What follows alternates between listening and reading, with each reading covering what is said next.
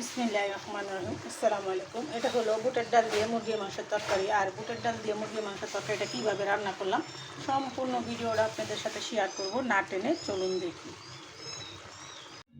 হ্যাঁ, চলে আসলাম আবারও একটা নতুন রান্না নিয়ে। এখানে নিয়েছি আমি অ্যাঙ্কার ডালগুলো, আর এখানে নিয়েছি কিছুটা মুরগির মাংস, গিলা, কলিজা, ঠ্যাং, পাটনা যা আছে তাই। তো এটা দিয়ে আমি রান্নাটা করব আর আপনাদের সাথে সম্পূর্ণ ভিডিওটা শেয়ার করব, না টেনে দেখতে থাকুন। এই ডালগুলো আমি আগে সিদ্ধ করে নিব। মুরগির মাংসটা আমি একটু ভাইজা নিব। ডালটা এখানে সিদ্ধ করার জন্য পানি দিয়ে বেশি করে পানি দিয়ে সিদ্ধ করে নিব, দেখতে থাকুন।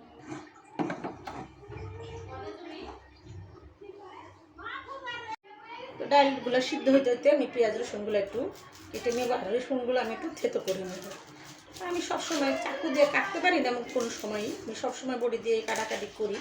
তো আমি আপনাদের সাথে সেটাই শেয়ার করি। আমার চাকু দিয়ে কাটতে অভ্যাস নেই। আমরা ছোটো সময় মা চাচিগো দেখছি যেটা, সেটাই আমি লব্ধ করছি। মানুষে কয় না অভ্যাসের দাস, আমরা হলাম বাঙালি মায়ের অভ্যাসের দাস। যেটা দেখবো এটা শেখারই চেষ্টা করবো, সেটাই শিখি। তো আমি ফুটে বেছে নেই আর আপনাদের সাথে শেয়ার করি, আপনারা দেখতে থাকুন। ডালটা এখানে সিদ্ধ হয়ে গেছে, এখন নামিয়ে নিব। আমি মুরগির মাংসটা একটু হলুদ আর নুন দিয়ে ভাইজা নিব। কিছুটা নুন দিয়ে আমি মেখে নিলাম, একটু ভাইজা নেব।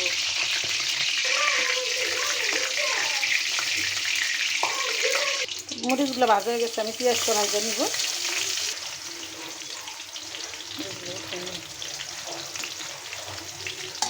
আমি সবসময় রান্নার সময় আপনাদের সতর্কবাণী দিয়ে থাকি, সবসময় চুলার আঁচ কমিয়ে রান্না করবেন, দুর্ঘটনা এড়িয়ে চলবেন, বেঁচে যাবে হাজার হাজার জীবন, বেঁচে যাবে লাখ লাখ টাকা। আমার এই সতর্কবাণী আপনি মেনে চলবেন। চুলা থেকে একটু দূরে সরে রান্না করবেন, একটু সাবধান হলেই দুর্ঘটনার থেকে বেঁচে যাওয়া যায়। আপনারা, আমি সচেতন, আপনাদেরকে আমি সচেতন ভিডিওগুলো দিই, আপনারা না টেনে দেখবেন, একটু হলেও সচেতন থাকবেন। একটু সচেতন হলে দুর্ঘটনা এড়ানো যাবে। আমার ভিডিওগুলো আপনারা অনেক ভালোবাসেন আমি জানি। পেঁয়াজটা বেরেস্তা করতে থাক। পেঁয়াজটা বেরেস্তা করে আমি উঠিয়ে নিলাম। দেবো থেতো করা কিছু রসুন। এখন দিয়ে দেবো এই যে মুরগির মাংসটা এখানে একটু ভাজা নিব।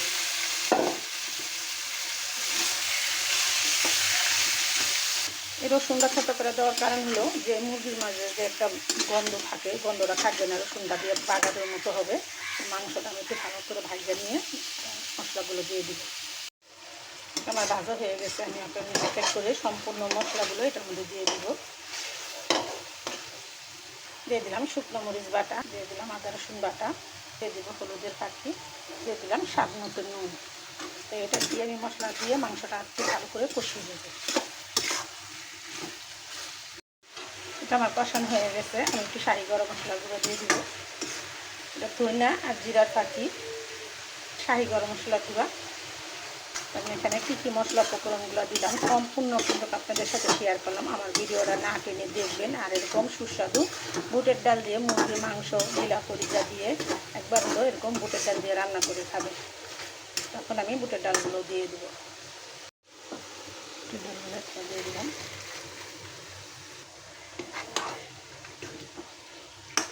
আমি কিন্তু এই তরকারিটা এখনও পেঁয়াজ দিই নাই, তো আমি এখন পেঁয়াজ বেরেস্তা করে রাখছিলাম, সেটাও দিয়ে দিব।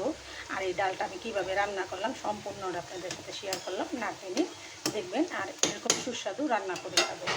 আমি দিয়ে দেবো পেঁয়াজ বেরেস্তা, শুকনো মরিচ ভাজা।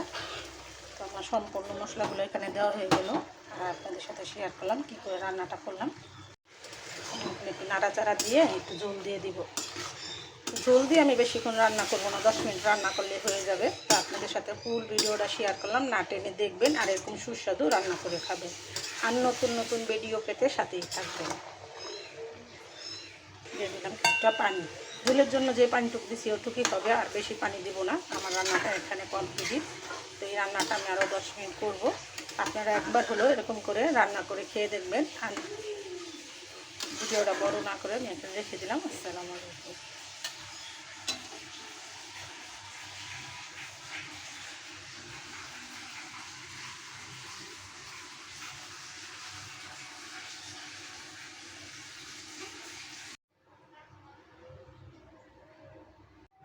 তো রান্নাটা এখানে আমার হয়ে গেছে, দেখেন কত সুন্দর হয়েছে। আপনারা একবার হলো এরকম করে রান্না করে খাবেন। ডালগুলো গলে একদম মাখো মাখো হয়ে গেছে। আপনারা এটা ভাত দিয়ে, রুটি দিয়ে, যা দিয়েই খান, খেতে খুব মজা হবে। তো একবার হলো রান্না করে খাবেন।